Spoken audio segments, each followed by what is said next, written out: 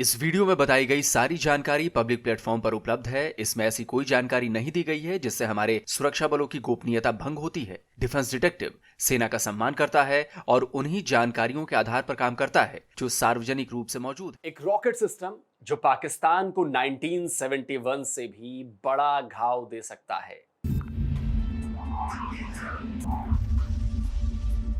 एक हथियार जो कराची ही नहीं, पसनी, जिवनी और ग्वादर पोर्ट पर भी कहर बरपा सकता है।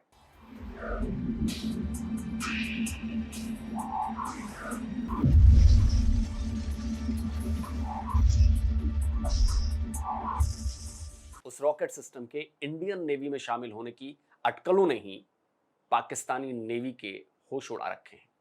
इस रॉकेट सिस्टम का नाम है ट्राइगॉन। खबर आ रही है कि भारत और इजराइल इस रॉकेट सिस्टम को लेकर बातचीत कर रहे हैं। असल में दिसंबर के पहले हफ्ते में भारत के डिफेंस सेक्रेटरी हैं राजेश कुमार सिंह, उनकी अगुवाई में भारत का एक डेलीगेशन इजराइल के दौरे पर गया था।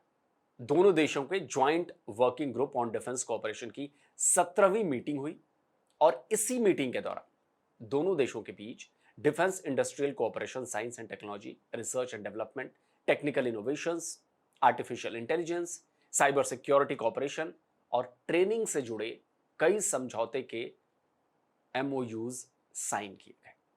और बताया जा रहा है कि इजराइल गए भारत के डिफेंस डेलीगेशन ने इजराइल के एल्बिट सिस्टम्स के ट्राइगॉन रॉकेट सिस्टम में अपनी दिलचस्पी जाहिर की है।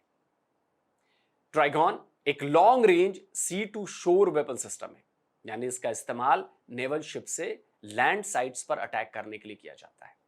अब इस रॉकेट सिस्टम के बारे में जानने के बाद मुझे तो 1971 का इंडियन नेवी का जो ऑपरेशन था, ऑपरेशन ट्राइडेंट और ऑपरेशन पाइथन, वो याद आ गया। वो ऑपरेशंस जिन्होंने पाकिस्तान की नेवी की कमर तोड़कर रख दी थी, उसे स्टैंड स्टिल कर दिया था। वो ऑपरेशंस जिन्हें इंडियन नेवी ने अपनी रॉकेट बोट्स का इस्तेमाल कर पाकिस्तानी नेवी के PNS Khyber, PNS Shahjahan, PNS Muhafiz, PNS Dhaka समेत और भी कई जहाजों की समंदर में ही कब्र बना दी थी, उन्हें दफन कर दिया था। उन ऑपरेशंस में कराची के फ्यूल डिपो जो था उसको भी निशाना बनाया गया था, जो कई हफ्तों तक जलते रहे थे। मैंने इंडियन नेवी के इन दोनों ऑपरेशंस पर डिटेल वीडियो बनाई हुई है। उन दोनों वीडियो के लिंक भी डिस्क्रिप्शन बॉक्स में मैंने डाल दिए हैं, आप चाहें तो उन्हें देख सकते हैं कि इंडियन नेवी ने क्या कमाल का काम किया था।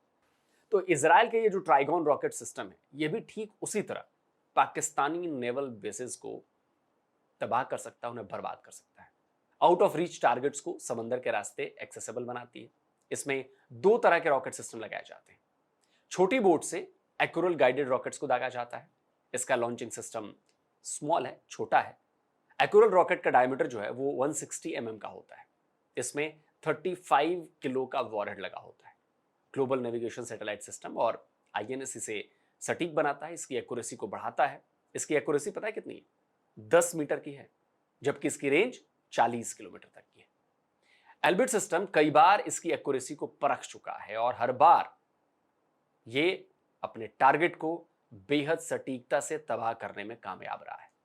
वहीं बड़े नेवल शिप्स जो हैं, उन पर ट्राइगॉन के एक्स्ट्रा रॉकेट तैनात किए जाते हैं। एक्स्ट्रा यानी कि ईआर यानी कि एक्सटेंडेड रेंज आर्टिलरी।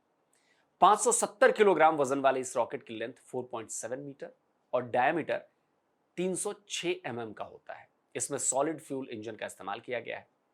एक्स्ट्रा में 120 किलो का कंट्रोल्ड फ्रेगमेंटेशन या पेनिट्रेशन वॉरहेड लगाया जाता है। एक्स्ट्रा में भी ग्लोबल नेविगेशन सैटेलाइट सिस्टम और आईएनएस जो हैं, इसके गाइडेंस सिस्टम लगे हैं जो इस रॉकेट को एक्यूरेसी और उसको नेविगेट करते हैं। इस रॉकेट की रेंज 150 किलोमीटर है, जबकि इसकी स्पीड 1800 किलोमीटर प्रति घंटे की है।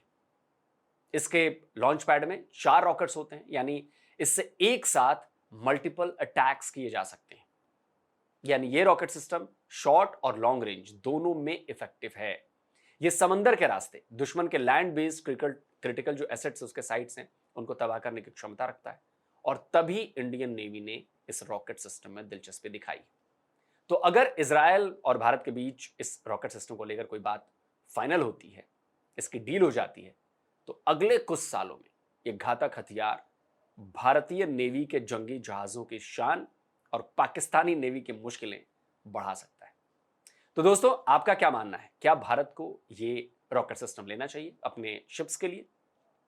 कमेंट करके अपनी राय दीजिए।